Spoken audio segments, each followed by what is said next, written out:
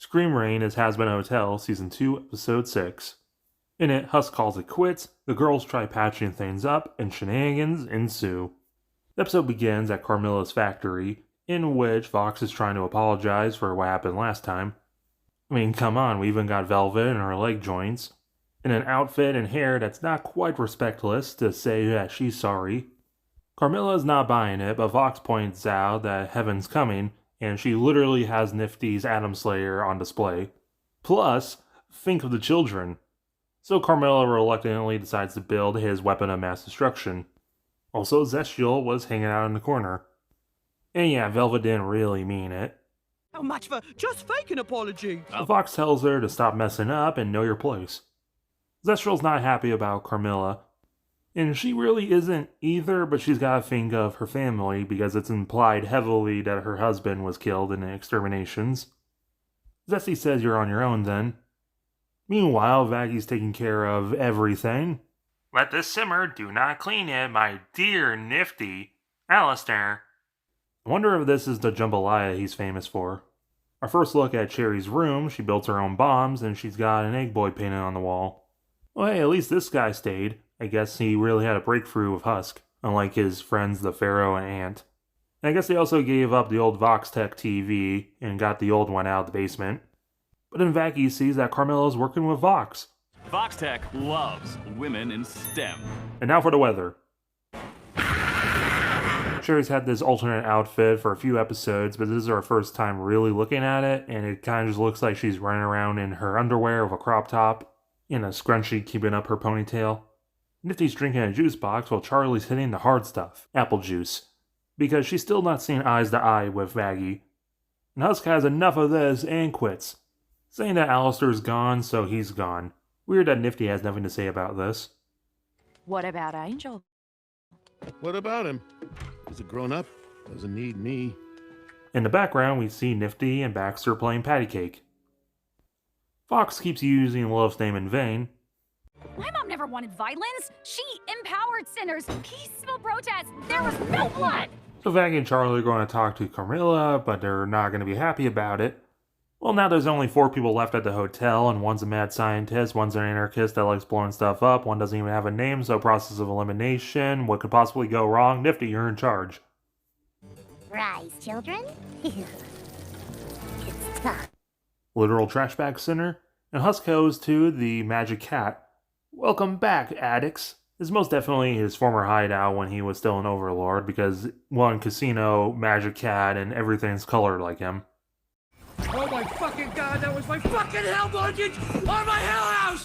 Fuck! That's obviously Zach Hadel, so yes, now smiling friends Charlie and Charlie from Hazbin Hotel have been in a show together.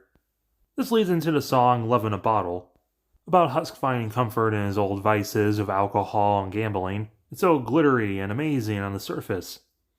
But it's not really a good thing. It's a very fun old-timey song that reminds me of Lackadaisy. I should really review it. And eventually the glamour fades and now Husk is a sad drunk. This guy clearly betted on horses in life. The slot machines have Charlie, Alistair, and Angel's faces. The girls make it to Carmilla's.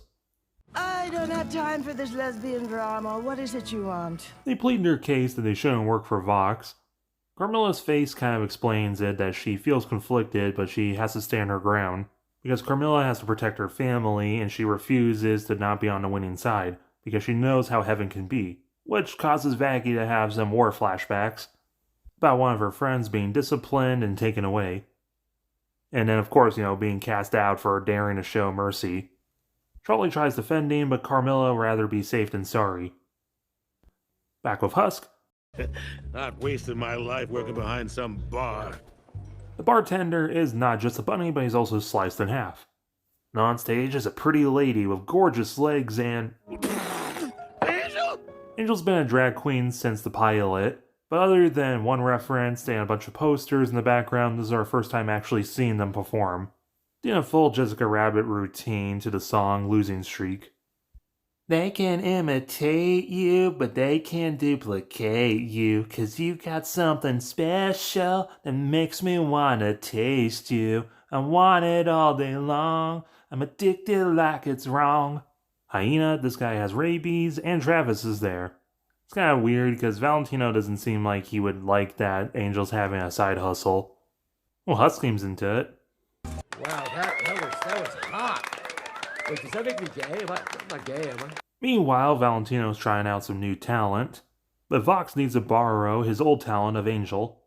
Make the princess kill herself.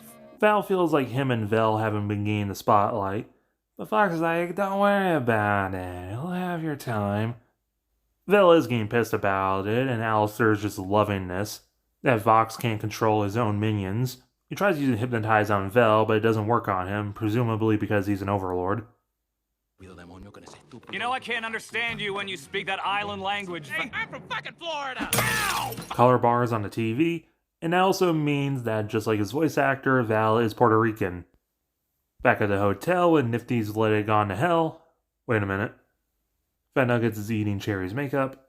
And that's because Nifty's been spending the time instead hanging with Baxter, who's experimented on her roaches that have little arms and lungs.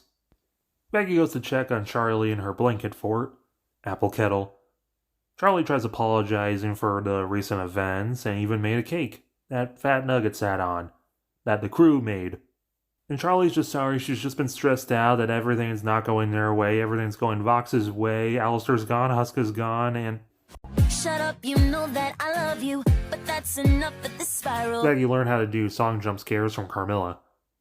This leads into the song Easy, where Vaggie tries calming Charlie's mind with some fucking. Charlie's ponytail kind of disappears here because it's easier to animate that than it squished behind her back. It's a song about if we can find love in hell, then we can do literally anything.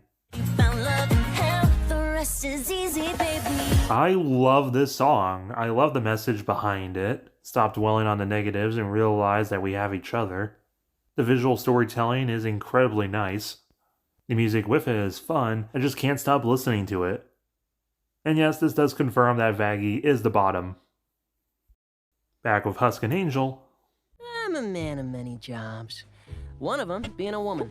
And yeah, this scene and Losing Streak are basically the swap roles of Loser Baby.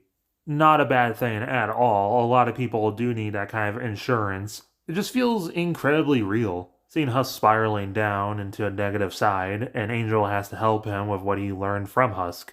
Are you still mad I saved your life? It's not worth saving. And I'm just a sex worker in a dress whose lunch was 3 cigarettes. To be nice. They'll meet up at the hotel. But first Angel has to go to the motel they took the kids. Angel goes over his lines with Val, but it turns out it's going to be a different kind of mission. And this is the first time we see a POV from the eyeballs on the walls that have been all over the place. Then Vox comes in and assaults Angel, and it's revealed that he's been using Angel as a sleeper agent this entire time. So Vox knew that redemption was possible. He also found out that Lou can't hurt him. And this scene directly takes place after Poison in last season, because the room is very similar. He's wearing the pink robes, got something dripping out of his mouth, which is probably why Angel locked the door to try and keep them out, which recontextualizes dissolution and disappear from Poison. So Vox hits Angel with some more hypnotism. Back at the hotel, and it's kind of suspicious that Angel hasn't shown up. And Nifty's conducting with her big needle, which she remembered she had. A lot more unique than the butcher's knife. And Charlie, after having sex with Vaggie for a quick 7 hours, she's feeling a lot less stressed out, so she decides to call her dad to bring him back to the hotel. He was watching duck soap operas. As you do. He gets the call, but it turns out it was actually from Vox, doing a voice, which was set up that he can do that with Alistair in the flashback. And now he's going to use Angel to spread his propaganda, like PETA and Catching Fire. Ugh. Like we got our power source.